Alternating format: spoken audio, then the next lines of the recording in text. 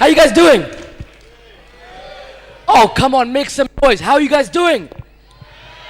Oh, come on, right in the front there, my friend. Make some noise. How are you guys doing?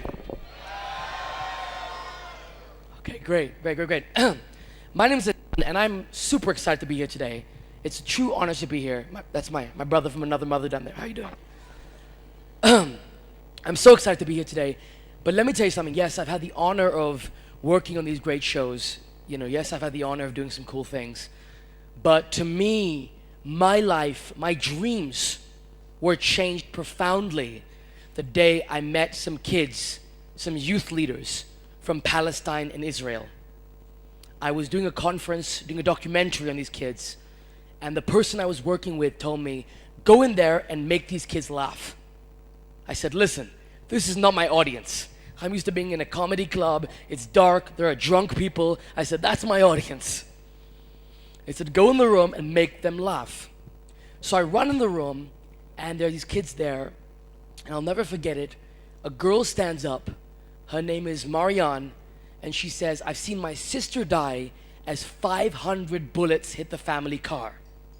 You want me to laugh? No, thank you. Another girl stands up, her name is Arish, and she says, I've lived in a Palestinian refugee camp. We have no room and no space for laughter. I said, okay, I gotta do something. So I said, if I don't make you laugh in the next 60 seconds from your soul, I'll give you each $100. US, not Hong Kong. Right? And I look in my pocket, I have $1. And it's like a Fijian dollar, worth nothing. So I gotta do something. I see a CD player, it's Black Eyed Peas, Let's Get It Started. So I just press play and I just start dancing. And contrary to my Indian heritage and my Indian background, I have no moves, no rhythm. I'm the most rhythmically challenged person you know. That kid there has more moves than me. So I'm doing my thing, I'm like Indian Mr. Bean going nuts. Right? And I'm dancing like crazy. And we got kids, Christians, Muslims, and Jews, just completely connected. Connected to the point where they're no longer Palestinian and Israeli kids being influenced to become suicide bombers. They're now just kids. And they're connected and they're having fun. And by the end of the whole workshop, the girl comes up to me, Marianne, and says, I haven't laughed like this since I was a little girl. How can I help? And I say, here's what I know. And I share the tools that I know with her. And now with the grace of God, 4 years later, she's in Gaza and in West Bank using our method, the LOL method, to help other kids. Using laughter not to hurt, not to hide behind, but to connect. The mission of it. And with the grace of God, in the last year alone, we've worked with over 30,000 kids from over 30 countries. So I say this to you because their lives were changed.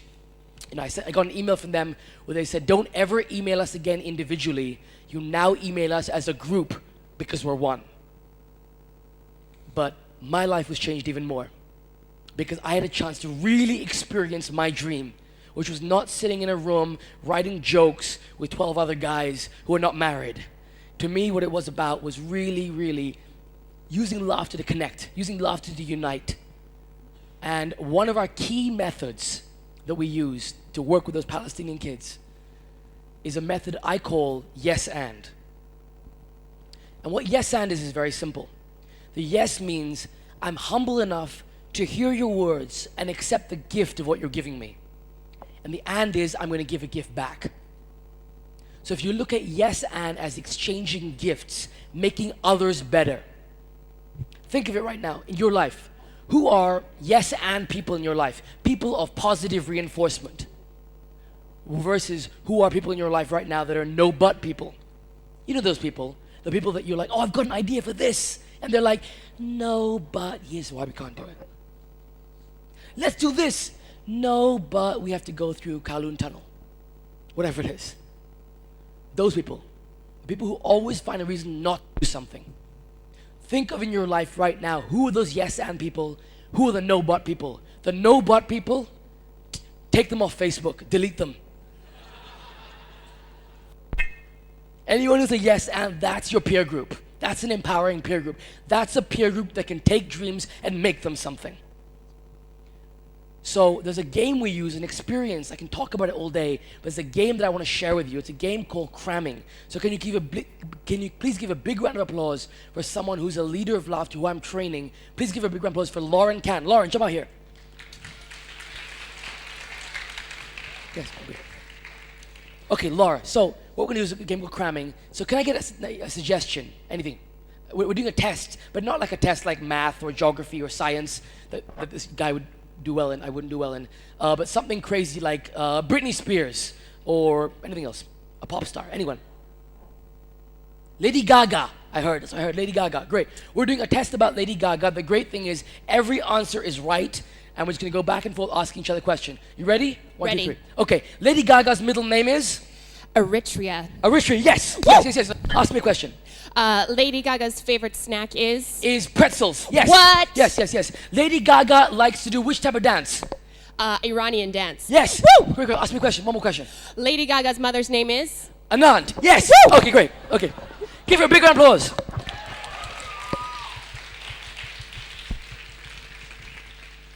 You get the idea. Every answer is yes.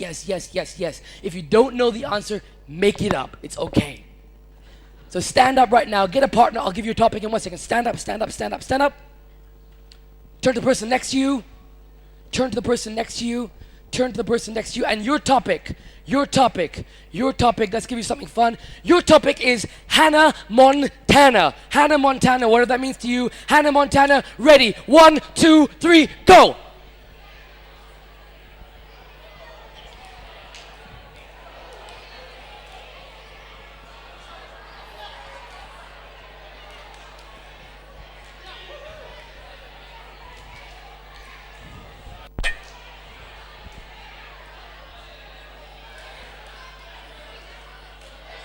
Okay, good job.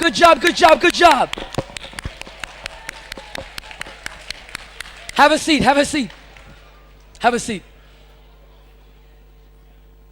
How many of you found that really easy? How many of you found that slightly difficult? It's not your fault. We're just being conditioned to be in this, I need to be perfect, I need to get everything right kind of mentality. Well, yes and is powerful. But can you yes and other people, but no but yourself? Absolutely.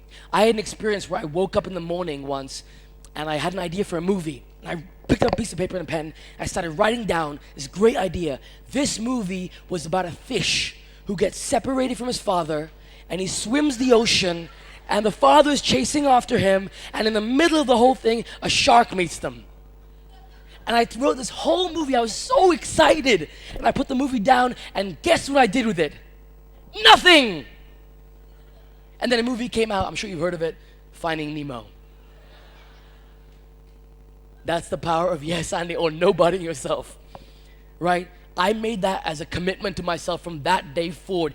Anytime I have an idea, instantly yes and myself, no matter what it is. Instantly say, I'm gonna step up and take it. So I encourage you, whatever you have in your life, instantly commit to it. Commit to your ideas because they're worth it. Now, what stops us sometimes from committing to it? It's the gap. It's the gap between who we are and who we think we need to be to get acceptance. Well, I have a bridge for this gap. And this gap is called a concept that I created called I am a geek. I am a geek, exactly. So everyone repeat after me. Being cool is not funny. Repeat after me one more time. Being cool is not funny. Now repeat after me. Being perfect is not funny. Being perfect is not funny. Now one more time. Being a geek is funny. Oh, come on. Being a geek is funny. Excellent. There is power in being a geek. There is unbelievable power being a geek because a geek means being yourself, being authentic. If I was to tell you about someone I know who was, how to explain this? This guy was 12 years old and he was a janitor's son. This guy is someone who would literally sleep in a trailer. He'd go to bed every night, and he'd wear tap shoes to go to bed. Would he be very popular? Anyone?